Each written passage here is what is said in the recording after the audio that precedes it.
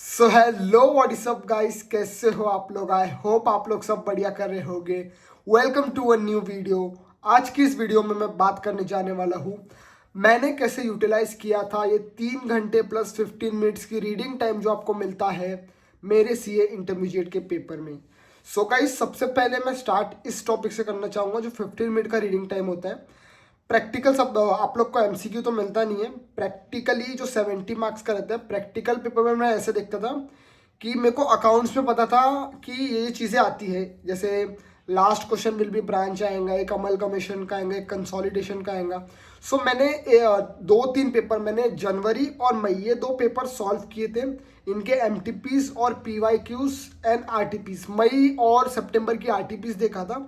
MTP मैंने मई और सितंबर की देखा था। पीवाईक्यू मैंने जनवरी और मई का देखा था, बिकॉज कुछ कुछ सब्जेक्ट में अमेंडमेंट भी रहते तो सितंबर का देख नहीं पाया था।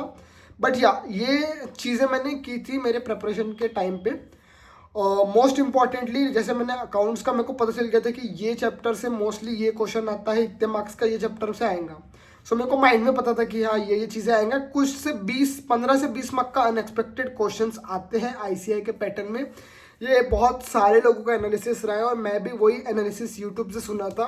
एंड मैंने जब वो अप्लाई किया तो ये वर्क करता है कि 14 मार्क का एक क्वेश्चन है, जैसे 6 क्वेश्चन होते हैं जिसमें से आपको 5 अटेम्प्ट करने होते हैं 70 मार्क्स के लिए। सो मेरे को पता था लास्ट क्वेश्चन ब्रांच अकाउंटिंग वगैरह का आते हैं अकाउंट्स में, तो मेरे को पता था यार ये थोड़ा सा कम, इसमें थोड़ा कम कॉन्फिडेंस है तो इसको मैंने छोड़ना है। तो मेरे को 15 मिनट में सबसे पहले मैंने ये फिगर आउट कर लिया था कि कौन सा क्वेश्चन छोड़ना है। सेकेंड चीज़ जो मैंने 15 मिनट में किया था कि कौन से ऑर्डर में करना है। मैं आगे के कुछ वीडियोस में जब अकाउंट्स लॉ ये सब के पेपर डिस्कस करूंगा तो आप देखोगे मैंने बहुत एक आधा कोई पेपर होगा जिसमें मैंने क्वेश्चन नंबर 1 से स्टार्ट किए। हालांकि क्वेश्चन नंबर 1 कंपलसरी होता है, बट मैंने कभी क्वेश्चन नंबर 1 से स्टार्ट नहीं किया है। मेरे को जहाँ तक याद है कोई भी पेपर में नहीं किया है। मेरा एक सीक्वेंस रहता था कि हाँ पहले क्वेश्चन नंबर 5 करूँगा क्योंकि ये ज़्यादा अच्छे से प्रेजेंट कर पा रहा हूँ। तो ये बहुत अलग ही पर्सपेक्टिव क्रिएट करता है आप एग्जामिनर के माइंड में कि आप, जैसे मेरे को क्वेश्चन नंबर 3 अच्छे से आता है तो मैं क्वेश्चन नंबर 3 से स्टार्ट करूंगा। भले 4 मार्क का नहीं आएगा, 10 मार्क का क्वेश्चन मेरे को आ रहा होगा, 10 मार्क का क्वेश्चन अच्छे से प्रेजेंट करूंगा सो दैट जब एग्जामिनर पेपर चेक करता है उसका एक गुड इंप्रेशन पड़ता है आपके प्रति। सो ये मैंने एक टेक्निक्स जो है वो अप्लाई किया था मेरे पेपर के टाइम पे। मेरा आरटीआई की कॉपीज वगैरह जो है वो भी आगे की कुछ वीडियोस में स्पेसिफिक सब्जेक्ट वाइज मैंने कैसे पढ़ा था और कैसे मार्किंग्स की, मैं वो सब भी आपको बताऊंगा मेरे को कैसे कैसे मार्क्स मिले, because this channel is all about मेरे एक्सपीरियंस के बारे में। सो ये चीज़ मैंने की थी। प्रैक्टिकल कॉस्टिंग में भी मैंने यही किया था। फिर मेरा ये अप्रोच था कि 2 घंटे में लाइक 30 मिनट्स पर क्वेश्चन को देना। मैं प्रैक्टिकल की बात कर रहा हूँ, थेरोटिकल में भी ये सेम ही अप्रोच फॉलो किया था, बट टैक्स और जीएसटी और एफएमएसएम में थोड़ा अलग अप्रोच था मेरा। सो जो अकाउंट्स एंड कॉस्टिंग हो गया मेरा फिक्स था कि यार अमल कमीशन ज़्यादा टाइम लेता है, कंसोलिडेशन ज़्यादा टाइम लेता है, तो ये स्टार्टिंग में कर लो क्योंकि स्टार्टिंग में फ्रेश माइंड से जल्दी जल्दी निपटा लो।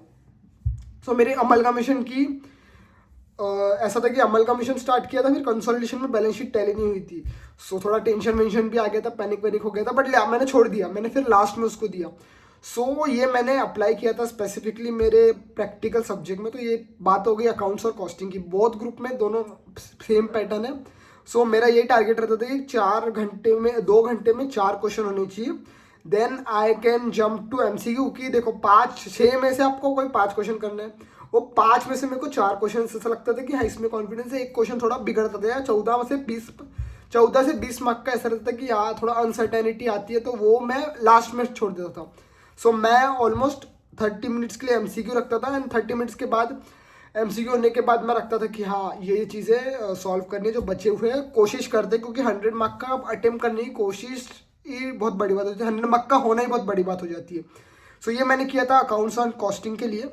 Then we will jump to law and audit. Law and audit में सबसे मेन चीज़ पता क्या होती है थेरोटिकल में, कि लॉ में ऐसा था कि प्रोविजंस याद होनी चाहिए। तो मेरा लॉ वगैरह में भी सेम अप्रोच रखा था मैंने कि लाइक 30 मिनट्स 3 क्वेश्चन थे, 30 मिनट्स के अंदर हो जाने चाहिए, 10 मिनट पर क्वेश्चन की। ये मैंने प्रैक्टिस रिवीजन के टाइम पे थोड़ी कम की थी थेरे की, बट मेरे को टेस्ट सीरीज के टाइम पे ये पता चल गया था, फिगर आउट कर लिया था कि 10 मिनट्स पर क्वेश्चन मिनिमम मतलब मैक्सिमम 10 मिनट के अंदर होना चाहिए। सो डेट आप हर क्वेश्चन में 3 सब क्वेश्चन होते हैं, तो 3 सब question 10 minute more than enough होता है। ये मैंने अप्रोच फॉलो किया था एंड सेम 2 घंटे में 4 क्वेश्चन होने चाहिए। Then I jump to MCQ. इस बार के लॉ के एमसीक्यूज तो थे वो बहुत ही डरावने थे, उसको मैंने कैसे टैकल किया वो भी अपकमिंग लॉ की वीडियो में आपको मैं बताऊंगा, शेयर करूंगा मेरा एक्सपीरियंस। यही सेम चीज़ ऑडिट में ऐसा था कि मैंने एमसीक्यू थोड़ा पहले देख लिया था, लाइक 3 क्वेश्चन के बाद मेरे को जम ही नहीं रहा था, तो मैंने ऑडिट देख लिया था। एंड ऑडिट में भी 30 मिनट्स में 20 मिनट्स लगता था माइंड में, सो क्योंकि 20 मिनट्स अगर आप सोच कर रखोगे तो 30 मिनट्स में हो जाते हैं। सो मेरा ये था कि एमसीक्यू में 20 to 25 मिनट मैक्सिमम लगनी चाहिए, सो दैट 30 मिनट्स के अंदर मेरा एमसीक्यू हो जाए। So this was my approach for theories and all theory. अब लास्ट की बात कर ले जाए, जो कि ऑडिट बोल रहा हूँ, tax and GST. Tax and GST क्या हो जाता है, 2 पेपर आते हैं कुछ सबसे पहले, तो भरते भरते आपके 5 मिनट खत्म हो जाएंगे। दोनों पेपर भरने में आपके एफएमएसएम और टैक्स जीएसटी, ये दोनों में आपके 5 मिनट खत्म हो जाएंगे। तो जैसे ही मेरे को ये चीज़ बहुत एडवांटेज की थी, मतलब टेस्ट सीरीज में मैंने फॉलो नहीं किया था और मैंने फाइनल पेपर में किया, एक हल्का बहुत रिस्क था ये, मैंने टैक्स वगैरह में लिया था, कि मेरे को एक बहुत अच्छा अप्रोच पता चला था कि 15 मार्क के क्वेश्चन आता है एक, और 2 10-10 मार्क के आता, मतलब 7-3, बट ऐसे मार्क की वेटेज रहती है। सो टैक्स में मैंने सबसे पहले दोनों ही पेपर में 10-10 मार्क के पहले सॉल्व की, क्योंकि वो वेरी छोटे छोटे होते हैं, लोग पहले 15 मार्क के पीछे भागते हैं और वो दोनों 15 मार्क छूट जाता है। तो मैंने दोनों 10 मार्क के किए पहले इनकम टैक्स के, फिर 10 मार्क के किए जीएसटी के। देन आई टूक अ ब्रेक, मैंने मतलब एमसीक्यू लिया, एमसीक्यू सॉल्व करने की कोशिश किया, 30 मिनट्स दिया, और ये मेरा 1 hour 30 to 1 hour 45 मिनट्स में हो गया था। सो मेरे एमसीक्यू 2-3 बचे थे जो आपको पता है कि यार ये नहीं जम रहे, तुक्का ही मारना पड़ेगा, तो वो आप लास्ट मोमेंट के लिए रख लेते हो। सो ये मैंने किया था। फिर मैंने 15 मार्क के क्वेश्चन, तो मेरे पास ऑलमोस्ट 1 hour 15 मिनट्स समथिंग था, जो मैंने रखा था कि 15 मिनट्स 30 मिनट्स के अंदर मैक्सिमम हो जाना चाहिए, सो दैट मेरा जीएसटी और इनकम टैक्स 100 मार्क का सॉल्व हुआ था। सो अगर आपकी चेकिंग कभी कभी टफ भी हो जाती, क्योंकि पेपर इजी था तो टफ चेकिंग हुई थी, सो तो भी आप मैं पास हो गया, तो भी मार्क्स मिल जाते हैं। सो दिस अप्रोच मेरे को बहुत हेल्प किया था पेपर के टाइम पे। एफएमएसएम में भी मेरा यही हुआ था, बट एसएम में मेरा 10 मार्क का पूरी तरीके से छूट गया था, कॉज टाइम ही नहीं मिला। एफएम के एमसीक्यू इतने हार्ड आए थे, but still I attempted 90 marks and I got 56 इन एफएमएसएम। सो ये अप्रोच रखना चाहिए, जैसे मैंने बताया 10-10 मार्क का मैंने किया था। अगर आपका कोई एक अप्रोच है, अगर आप टेस्ट सीरीज दोगे तो आपको एक अप्रोच मिलेगा कि यार ये ऐसे सॉल्व करना है, ये ऐसे फिगर आउट करना है, ऐसे करना है। थ्योरी, प्रैक्टिकल और लास्ट एफएमएसएम और टैक्स और जीएसटी, ये तीनों में अलग अलग अप्रोचेस लगते हैं, तो मैंने तीनों में ऐसे ऐसे अप्रोचेस फॉलो किए थे।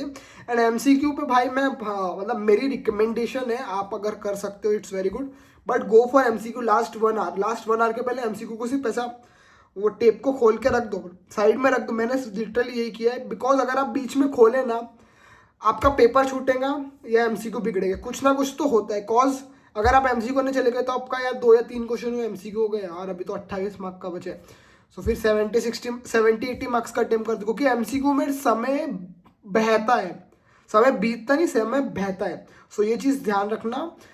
और कोई भी डाउट रहे तो आप मेरे को इंस्टाग्राम पे कनेक्ट कर सकते हो, मेरे इंस्टाग्राम का हैंडल डिस्क्रिप्शन में दिया गया है, कमेंट्स में बता सकते हो। आपका भी कोई स्टडी अप्रोच है तो आप उसको फॉलो करो। अगर आपको कोई अप्रोच है, आपके पास मेरे से भी अच्छा अप्रोच है, कैसे आपने पेपर प्रेजेंट किए थे, so I am happy to know. आप लोग से बात करके अच्छा लगेगा। कमेंट सेक्शन में अगर आपको कोई डाउट है तो आप डीएम कर सकते हैं। गाइस मिलते हैं नेक्स्ट वीडियो के लिए, नेक्स्ट वीडियो में। आज के लिए इतना ही, बाय बाय।